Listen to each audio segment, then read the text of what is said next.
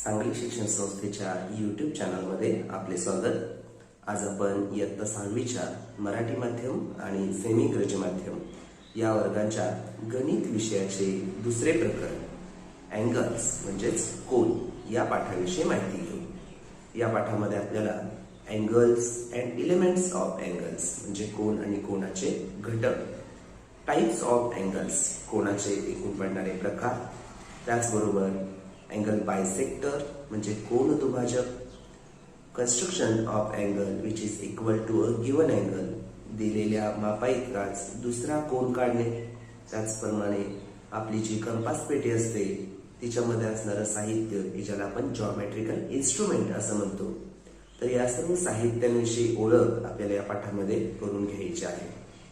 सर्वप्रथम आपण elements of angles म्हणजेच कोनाचे घटक कोणकोणते आहेत त्याविषयी माहिती घेऊ। एलिमेंट्स ऑफ द अँगल की ज्याला आपण कोनाचे घटक असे म्हणतो।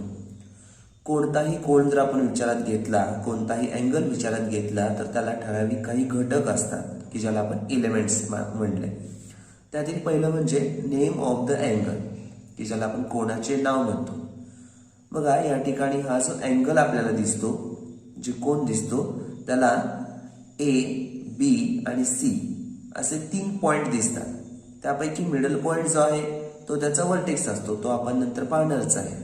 परंतु कोनाचं जेव्हा नाव आपण स्पष्ट करतो तेव्हा त्याचा एक छोटंसं चिन्ह आधी दाखवायचं, त्याला आपण कोन असा उच्चार करतो आणि कोणत्याही एका बाजूनी त्या नावाची आपण सुरुवात करायची, जसं की ए बी सी किंवा कोन सी बी ए।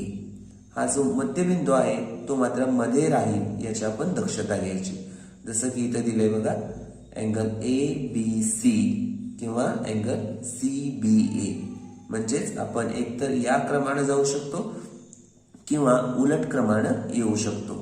अशा पद्धतीने कोणत्याही अँगलचं नाव आपल्याला सांगता आलं पाहिजे। त्यानंतर दुसरा जो एलिमेंट आहे तो म्हणजे वर्टेक्स की ज्याला आपण कोनाचा शिरोबिंदू म्हणतो। आता मगाशी आपण पाहिलं की बी हा मध्यभागी आहे आणि अशा मध्यभागी असणाऱ्या बिंदूला त्याचा शिरोबिंदू आपण म्हणतो आणि शिरोबिंदूलाच आपण इंग्लिशमध्ये वर्टेक्स हा शब्द वापरायचा आहे।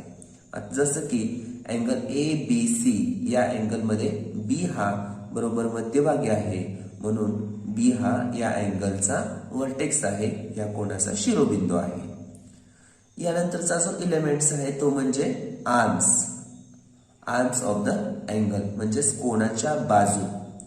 आता मगाशी आपण पाहिलं की बी हा वर्टेक्स होता आणि या बी पासून ए च्या बाजूला एक रे गेलाय आणि सी च्या बाजूला एक रे गेलाय। रे म्हणजे किरण, म्हणजेच बी ए आणि बी सी हे 2 रेज आहेत, 2 किरण आहेत। यांनाच आपण या कोनाच्या बाजू म्हणणार आहे, त्यालाच आपण आर्म्स हा शब्द वापरतो। मग या ठिकाणी त्याची जी सुरुवात आहे ती बी पासून स्टार्ट आहे, म्हणून बी ए आणि बी सी असे 2 आर्म आपल्याला पाहायला मिळतात, arm B A and arm B C, की ज्याला आपण मराठीमध्ये बाजू बी ए आणि बाजू बी सी असं म्हणू शकतो। तर हे पहिल्यांदा नाव, त्यानंतर कोनाचा शिरोबिंदू आणि कोनाच्या बाजू की ज्याला name of the angle, vertex of the angle and arms of the angle अशा 3 एलिमेंट्स आपण या ठिकाणी पाहिलेल्या आहेत। या ठिकाणी बोर्डवर आपल्याला अनेक प्रकारचे अँगल्स म्हणजेच कोन दिसत आहेत। त्यापैकी काही असे लहान आकाराचे आहेत, काही मध्यम आकाराचे आहेत, तर काही मोठ्या आकाराचे आहेत। आता याच्यामध्ये आपण पाहिलं तर प्रत्येक अँगलचा, प्रत्येक कोनचा जो आकार आहे तो वेगवेगळा आपल्याला दिसतो। असे अनेक प्रकारचे अँगल्स म्हणजेच कोन आपल्याला पाहाव्यास मिळतात, परंतु याचं जर आपण वर्गीकरण करायचं ठरवलं तर एकूण 7 प्रकारामध्ये आपल्याला करायचं आहे। ते प्रकार आपण पुढील प्रमाणे पाहणार आहोत। टाइप्स ऑफ अँगल्स कोनाचे प्रकार। टाइप नंबर 1 झिरो अँगल की ज्याला मराठीमध्ये आपण शून्य कोन असे म्हणतो। An angle with the measure of 0 degree is called a zero angle, म्हणजेच काय तर 0° मापाच्या कोनाला शून्य कोन असे म्हणतात। आता या ठिकाणी 0च्या वरती थोडंसं तिरप्या बाजूला एक पोकळसा ठिपका दिलाय, त्याला इंग्लिशमध्ये आपण डिग्री असं म्हणतो, तर मराठीमध्ये त्याला अंश असं शब्द वापरायचा आहे. आता या ठिकाणी आपल्याला एक अँगलची फिगर दिसते, म्हणजे कोणाची आकृती दिसते. अँगल ABC हा अँगल या ठिकाणी दिसतोय, परंतु BA आणि BC हे दोन्ही आर्म म्हणजे त्याच्या दोन्ही बाजू या एकमेकांवरती आहेत. जर आपण प्रोट्रॅक्टरच्या म्हणजेच कोनमापकाच्या साहाय्यानं पाहायचं म्हणलं तर आपल्या लक्षात येईल की B हा वर्टेक्स आहे आणि तो आपण या कोनमापकाच्या केंद्राशी ठेवलेला आहे. म्हणजेच प्रोट्रॅक्टरच्या वर्टेक्सवर आपण अँगलचा वर्टेक्स ठेवला आणि BA आणि BC हे दोन्ही आर्म जर आपण पाहिले तर आपल्याला असं लक्षात येईल की दोन्हीही आर्म बरोबर 0 डिग्रीवरती आलेले आहेत. आता आपल्याला आणखी एक असा प्रश्न पडणार आहे की याच्यामध्ये 180 पण दिसतं, पण आपल्या लक्षात ठेवायचं आहे की वर्टेक्सच्या राईट साईडला जर अँगल असेल, आर्म जर त्याचा राईट साईडला असेल म्हणजे उजव्या बाजूला असेल, तर उजव्या बाजूने सुरू होणारी मापं आपण मोजत जातो. जसं की इथं 0 आहे, 10 आहे, 20, 30, 40, 50 या पद्धतीनं आपण राईट साईडनं सुरू होणारी मापं मोजायची आहेत. आणि जर वर्टेक्सच्या लेफ्ट साईडला म्हणजे डाव्या बाजूला जर आर्म असेल, एखादा बाजू असेल, तर डावीकडून सुरू होणारी मापं आपण मोजायची आहेत. आता इथं डावीकडून सुरू होणारी मापं 0, 10, 20 असं करत करत हा 180 पर्यंत आलेला आहे. त्यामुळं या 180चा आपल्याला काही संबंध येत नाही. आता फक्त आपण राईट साईडला असल्यामुळं हा 0 फक्त बघायचा आहे. त्यामुळं अँगल ABC हा 0 अँगल आहे, त्याला मराठीमध्ये आपण शून्य कोन असे म्हणतो. दुसरा जो प्रकार आहे तो म्हणजे ॲक्यूट अँगल. आता या ठिकाणी ॲक्यूट अँगल आपल्याला दिसतो की ज्याला मराठीमध्ये आपण लघु कोन असे म्हणतो. An angle with the measure of more than 0 degree but less than 90 degree is called an acute angle. 0° पेक्षा मोठा परंतु 90° पेक्षा लहान अशा कोणाला आपण लघु कोन असे म्हणतो. मगाशी आपण पाहिलं की ABC हा 0 अँगल होता, त्याचे दोन्ही आर्म 0 वरती होते, परंतु या ठिकाणी BC हा आर्म आपण 0 वरती पकडला तर BA हा आर्म नेमका कुठे आहे हे आपल्याला जरा प्रोट्रॅक्टरच्या साहाय्यानं शोधायचं आहे. आपण कोनमापकाचा वापर करून बघूया की BC हा आर्म आपण बरोबर तिथं 0 वरती घेतलेला आहे आणि BA हा आर्म बरोबर 50 डिग्रीवरती आलेला आहे. याचाच अर्थ अँगल ABC हा 50 डिग्रीचा आहे. परंतु आपल्याला डेफिनेशन मध्ये असं सांगितलंय की 0 डिग्रीपेक्षा मोठा म्हणजे 0° मोठा परंतु 90 डिग्रीपेक्षा लहान, 90° लहान असे सर्व कोन हे लघु कोन असतात. या ठिकाणी आपल्याला 90 डिग्री दिसतं, 90° दिसतो, म्हणजेच 0 डिग्रीपेक्षा मोठा परंतु 90 डिग्रीपेक्षा लहान यापैकी कोणत्याही कोणाला, कोणत्याही अँगलला आपण ॲक्यूट अँगल म्हणतो की ज्याला लघु कोन हा शब्द आपण वापरतो. म्हणजेच अँगल ABC हा या ठिकाणी लघु कोन आहे, आपण त्याला ॲक्यूट अँगल हा शब्द वापरणार आहोत. तिसरा जो प्रकार आहे तो म्हणजे राईट अँगल. मग अशा आपण पाहिलं की हा 0 अँगल होता, त्यानंतर ॲक्यूट अँगल. ॲक्यूट अँगलची आपण डेफिनेशन्स काय पाहिली तर 0 डिग्रीपेक्षा मोठा परंतु 90 डिग्रीपेक्षा लहान. परंतु असा एक अँगल आहे की ज्याचं मेजर बरोबर करेक्ट 90 डिग्री असतं, बरोबर 90° असतं, त्याला आपण राईट अँगल असं म्हणतो की ज्याला मराठीमध्ये काटकोन असं म्हणतात. An angle with the measure of 90 degree is called a right angle. 90° मापाच्या कोणाला काटकोन असे म्हणतात. आता इथं प्रोट्रॅक्टरमध्ये आपण बघूया, हा जो अँगल दिलाय अँगल ABC म्हणजेच कोन ABC हा दिलेला आहे, याचं मेजर जर आपण पाहिलं तर त्याचा BC हा आर्म बरोबर 0 वरती आहे आणि BA हा आर्म बरोबर 90° वरती आलेला आहे, म्हणजेच 90 डिग्रीवरती आहे. याचाच अर्थ असा अँगल ABC हा बरोबर 90 डिग्रीचा आहे, म्हणून त्याला आपण राईट अँगल किंवा काटकोन हा शब्द वापरणार आहोत. यानंतरचा जो प्रकार आहे तो म्हणजे ऑब्ट्यूज अँगल की ज्याला आपण विशाल कोन म्हणतो. An angle with the measure of more than 90 degree but less than 180 degree is called an obtuse angle. 90° मोठ्या परंतु 180° पेक्षा लहान मापाच्या कोणाला विशाल कोन असे म्हणतात. या ठिकाणी जर एखाद्या आकृतीमध्ये आपण पाहिलं, फिगरमध्ये पाहिलं, तर आपल्याला लक्षात येतं की क्यू हा या अँगलचा वर्टेक्स आहे. आपण क्यूवर प्रोट्रॅक्टरचा वर्टेक्स ठेवलेला आहे आणि क्यू आर हा जो आर्म आहे तो 0 वरती पकडलेला आहे. याचाच अर्थ क्यू आर ही बाजू 0 अंशावर धरली तर पुढची जी बाजू आहे ते आपल्याला मोजायची आहे. कारण क्यू हा वर्टेक्स आहे आणि आर हा त्याच्या राईट साईडला उजव्या बाजूला आहे.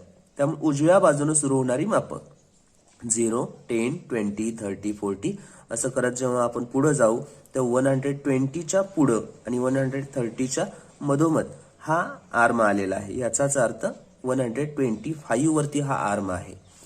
पण आपल्याला डेफिनेशन मध्ये असं सांगितलंय की 90 डिग्री पेक्षा मोठा म्हणजेच हा 90 डिग्री याच्यापेक्षा मोठा परंतु 180 डिग्री पेक्षा लहान.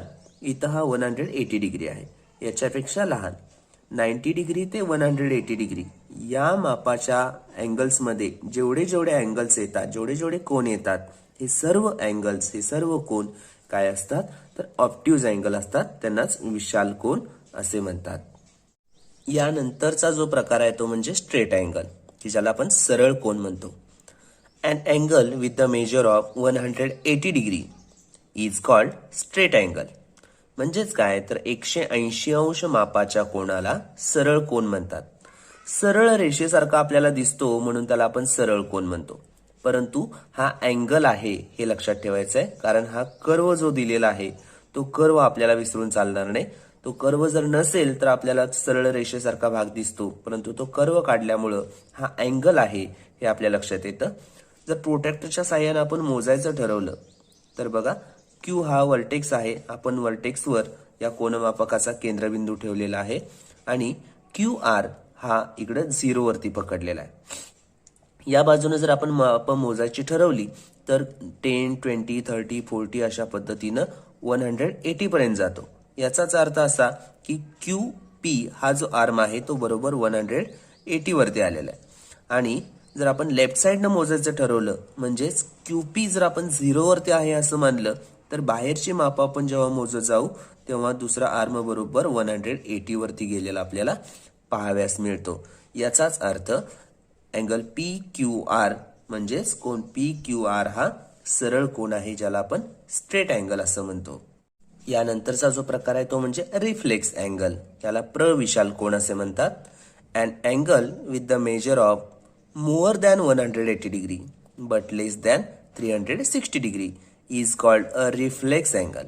म्हणजेच काय तर 180 अंश पेक्षा मोठ्या परंतु 360 अंश पेक्षा लहान मापाच्या कोणाला प्रविशाल कोन असे म्हणतात. आता या ठिकाणी अँगल पी क्यू आर हा फिरून आलेला असा दिसतो, कारण हा जो कर्व आहे तो कर्व आपल्याला सांगतो की क्यू पी हा जो आर्म आहे तो या बाजूने असा फिरून आलेला आहे. प्रोट्रॅक्टरच्या साहाय्याने आपण जर पाहिलं, कोनमापकाच्या साहाय्याने पाहिलं तर आपल्या लक्षात येईल क्यू हा त्याचा वर्टेक्स आहे म्हणून आपण कोनमापकाचा जो केंद्र आहे तो बरोबर क्यू वरती ठेवलाय आणि क्यू आर हा जो काय आर्म आहे ही बाजू आहे ती बरोबर आपण 0 वरती पकडलेली आहे. यावरून आता आपण असं लक्षात घ्यायचं आहे की आतील माप जेव्हा इथं 180 डिग्री येतं तेव्हा आपला हा कोनमापक थांबतो, परंतु आपल्याला डेफिनेशन मध्ये असं सांगितलंय 180 डिग्री पेक्षा मोठा आहे. आता याच्यापेक्षाही मोठा आहे परंतु 360 डिग्री पेक्षा लहान आहे. आता फिरून जर इथं आला तर 180 आणि 180 म्हणजेच 360 होतात. याचाच अर्थ 180 पेक्षा मोठा परंतु 360 डिग्री पेक्षा लहान असे सर्व कोन जे असतात त्यांना आपण प्रविशाल कोन म्हणतो, की ज्याला आपण रिफ्लेक्स अँगल हा शब्द वापरलेला आहे. शेवटचा प्रकार फुल ऑर कम्प्लीट अँगल, की ज्याला आपण पूर्ण कोन असं म्हणतो. An angle with the measure of 360 degree is called a full or complete angle. म्हणजेच काय तर 360 अंश मापाच्या कोणाला पूर्ण कोन असे म्हणतात. फिगर पाहिली तर ती बरोबर आपल्याला 0 अँगल सारखे वाटते, कारण याच्यावर सुद्धा पी क्यू पी आणि क्यू आर हे दोन्ही आर्म एकमेकांवरती आहेत. पण फरक एवढाच आहे, हा जो काय आपण कर्व दाखवलेला आहे तो कर्व आपण 0 अँगल मध्ये दाखवत नाही. कारण का तर क्यू पी हा जो आर्म असतो तो फिरून इकडून परत तिथं आलेला आहे. घड्याळाच्या काट्याप्रमाणे त्यानं एक राऊंड पूर्ण केलेला आहे. जर प्रोट्रॅक्टरमध्ये आपण पाहिलं तर आपल्या लक्षात येईल की त्याचा जो वर्टेक्स क्यू, याच्यावर आपण प्रोट्रॅक्टरचा वर्टेक्स म्हणजेच केंद्रबिंदू ठेवला तर आपल्याला लक्षात येतं की QP हा आर्म 0 वरून इथं पहिल्यांदा आला 180 पर्यंत आणि फिरून तो 180 वरती आलेला आहे. म्हणजेच अशा पद्धतीनं आपण हा उलटा प्रोट्रॅक्टर पकडला तर तो फिरून इथं 180 वरती आला. 180 प्लस 180 म्हणजेच 360 डिग्री, 180 आणि खालचं पूर्ण 180 असा एक 360 अंशाचा कोन त्यानं पूर्ण केलेला आहे. म्हणून अँगल PQR हा 360 डिग्रीचा आहे. म्हणून त्याला आपण फुल और कम्प्लीट अँगल, जेणेकरून पूर्ण कोन असं आपण म्हणतो. आपली जी कंपास पेटी असते त्या कंपास पेटीमधलं बरंचसं साहित्य आपणास या पाठामध्ये वापरायचं आहे की ज्याला आपण जॉमेट्रिकल इन्स्ट्रुमेंट्स असं म्हणतो. त्याची थोडीशी ओळख आधी आपण करून घेऊ म्हणजे आपल्याला वापरायला सोपं होईल. सगळ्यात महत्त्वाचा हा जो घटक आहे तो म्हणजे कोनमापक, की ज्याला आपण प्रोट्रॅक्टर हा शब्द वापरतो. याच्यामध्ये मध्यभागी हा त्याचा वर्टेक्स असतो की ज्याला आपण केंद्रबिंदू म्हणतो. त्यानंतर लेफ्ट साइड आणि राईट साइड म्हणजे डावी बाजू आणि उजवी बाजू अशा दोन बाजू त्याच्यामध्ये आहेत आणि लेफ्ट साइडवरून सुरू होणारी मापं आणि राईट साइडवरून सुरू होणारी मापं अशा दोन प्रकारची मापं आपल्याला त्याच्यामध्ये पाहाव्यास मिळतात. कोणतेही अँगल्स म्हणजे कोन काढण्यासाठी किंवा मोजण्यासाठी आपल्याला या साहित्याचा वापर होतो.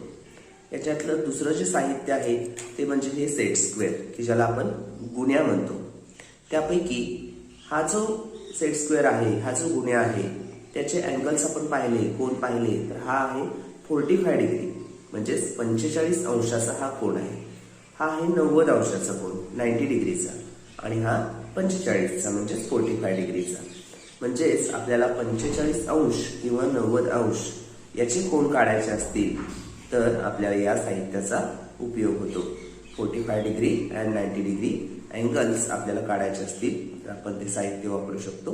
त्याच्यातलाच दुसरा प्रकार हा आहे. याच्यामध्ये यालाही आपण सेट स्क्वेअरच म्हणतो, गुण्याच म्हणतो, परंतु हा जो अँगल आहे तो 30 डिग्रीचा असतो, हा 60 डिग्रीचा आहे आणि हा 90 डिग्रीचा. म्हणजेच 30 अंशाचा कोन काढायचा असेल तर आपल्याला या पद्धतीनं कोन काढता येतो. 60 अंशाचा कोन काढण्यासाठी आपण ही बाजू वापरू शकतो आणि 90 अंशाचा कोन काढण्यासाठी आपण ही बाजू वापरू शकतो. अशा पद्धतीनं 45 अंश, 30 अंश, 60 अंश आणि 90 अंश असे कोन काढण्यासाठी आपल्याला या सेट स्क्वेअरचा वापर होत असतो. हे जे साहित्य आहे त्याला आपण कंपास म्हणतो. हे साहित्य बऱ्याच मुलांना वापरता येतं. बरेच जण सर्कल काढण्यासाठी म्हणजेच वर्तुळ काढण्यासाठी या साधनाचा उपयोग करत असतात. त्याचबरोबर वेगवेगळ्या जॉमेट्रिकल कन्स्ट्रक्शन म्हणजे भौमितिक रचना करताना सुद्धा आपल्याला या साहित्याचा वापर करायचा आहे. याच्यातलं हे जे साहित्य आहे की ज्याला बरेचसे विद्यार्थी कर्कटक असा उच्चार करतात, पण याला आपण डिवायडर असं म्हणतो. कोणत्याही दोन पॉइंट मधलं डिस्टन्स म्हणजे अंतर मोजण्यासाठी आपण याचा वापर करायचा आहे. आणि सर्वात शेवटचं साहित्य ते म्हणजे स्केल की ज्याला आपण रुलर म्हणतो.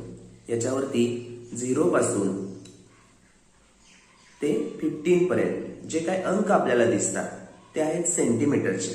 म्हणजे 0 पासून 1 2 3 4 5 अशा पद्धतीनं 15 सेंटीमीटर पर्यंतची मापं घेण्यासाठी किंवा एखादा लाईन काढण्यासाठी म्हणा, सेगमेंट काढण्यासाठी म्हणजेच रेषा काढण्यासाठी आपण याचा वापर करू शकतो.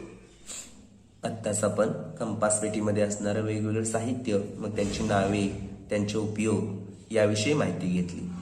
त्यातीलच काही साहित्यांचा वापर करून आपल्याला अँगल बायसेक्टर म्हणजेच कोन दुभाजक काढायचा आहे. यासाठी प्रामुख्यानं कंपास आणि स्केलचा वापर जास्तीत जास्त प्रमाणात केला जातो.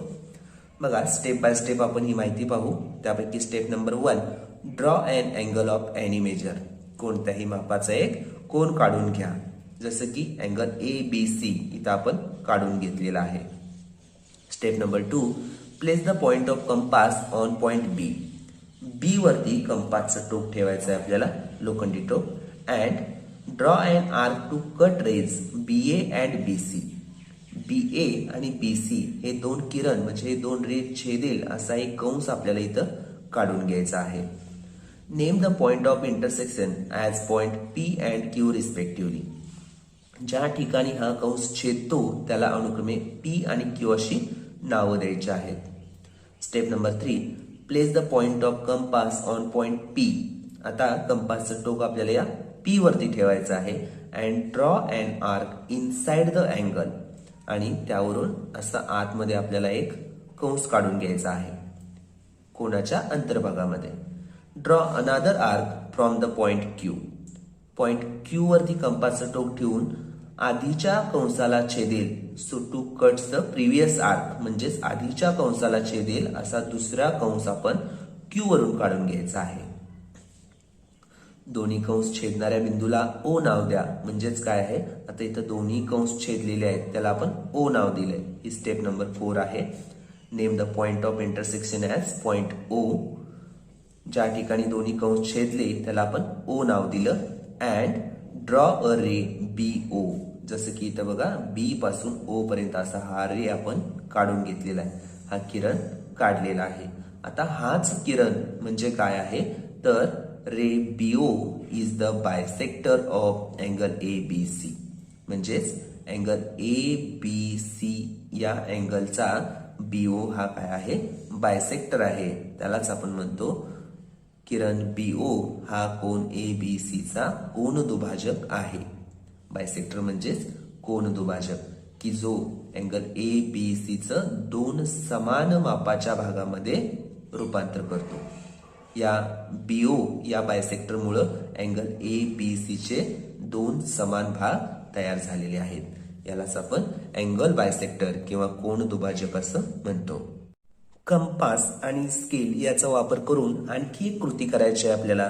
ती म्हणजे to construct an angle equal to measure to a given angle. याचाच अर्थ असा होतो दिलेल्या कोनाच्या मापा इतका दुसरा कोन काढणे. आता पहिल्यांदा एखादा अँगल आपल्याला दिलेला असतो, त्याचं माप ऍक्च्युली किती आहे आपल्याला माहित नसतं, पण त्याच मापाचा दुसरा अँगल आपण काढू शकतो आणि तेही कंपास आणि स्केलचा वापर करून. बघूया आपण step by step. Step number 1, place the compass point at vertex of angle ABC. जसं की अँगल ABC इथं दिलेला आहे, त्याचा वर्टेक्स B, वर्टेक्स वर म्हणजेच B वर आपल्याला कंपासचं टोक ठेवायचं आहे. And draw an arc to cut both rays. दोन्ही आर्म छेदेल, दोन्ही किरण छेदेल असा एक कंस आपल्याला असा काढून घ्यायचा आहे. Name the point D and E. त्याला अनुक्रमे D आणि E अशी आपण नावे देऊ. Step number 2, draw a ray QR. आता दुसरा अँगल आपल्याला काढायचा आहे. त्यासाठी त्याचा पहिला एखादा आर्म म्हणजेच एक बाजू त्याची आपण काढून घ्यायची आहे. जसं की ड्रॉ अ रे QR. आपण इथं QR हा एक रे काढून घेतलेला आहे, एक किरण काढून घेतलेला आहे. Place the point of compass on point Q. Q वरती आपल्याला कंपासचं टोक ठेवायचं आहे. And draw an arc with the same measure. जसं की पहिल्या अँगलमध्ये आपण एक कंस काढलेला होता, त्याच मापाचं दुसरा एक कंस आपण दुसऱ्या नवीन तयार होणाऱ्या अँगलमध्ये काढायचा आहे. Name the point T. आणि छेदणाऱ्या ठिकाणी आपण T हे नाव दिलं. Step number 3, place the point of compass on point T. आता T वरती आपल्याला कंपासचं लोखंडी टोक ठेवायचं आहे. Using the distance equal to DE. DE मध्ये जेवढं अंतर आहे तेवढंच अंतर कंपासमध्ये घेऊन आपण काय करणार आहे, draw an arc to cut previous arc at point S. म्हणजे T वरती लोखंडी टोक ठेवायचं कंपासचं आणि हा आधी काढलेला आर्क छेदेल असा दुसरा आर्क आपण इथं काढणार आहे. म्हणजे दुसरा कंस काढणार आहे आणि छेदणाऱ्या ठिकाणी S हे नाव देणार आहे. त्यानंतर step number 4, draw the ray QS. आता इथं QS हा रे काढलेला दिसतो, किरण काढलेला दिसतो. Take point P on the ray QS. आणि या QS या किरणावर पॉइंट P हा आपण कुठेही घेऊ शकतो. यावरून आता आपली ही आकृती पूर्ण होते, ही फिगर पूर्ण होते. ही कन्स्ट्रक्शन जे आहे ते आपण फक्त कंपास आणि स्केलच्या सहाय्यानं पूर्ण केली. आता फक्त आपल्याला एवढं करायचं आहे, युझिंग द प्रोट्रॅक्टर म्हणजे कोनमापकाचा वापर करायचा आहे to verify that angle PQR so formed is of the same of measure as angle ABC. म्हणजेच कोनमापकाचा वापर करून दोन्ही कोन समान मापाचे आहेत का ते आपण पडताळून पाहायचं आहे. याचाच अर्थ पहिला सुरुवातीला काढलेला अँगल ABC आणि नंतर आपला तयार होणारा अँगल PQR हे दोन्ही समान मापाचे आहेत हे आपल्याला लक्षात येईल.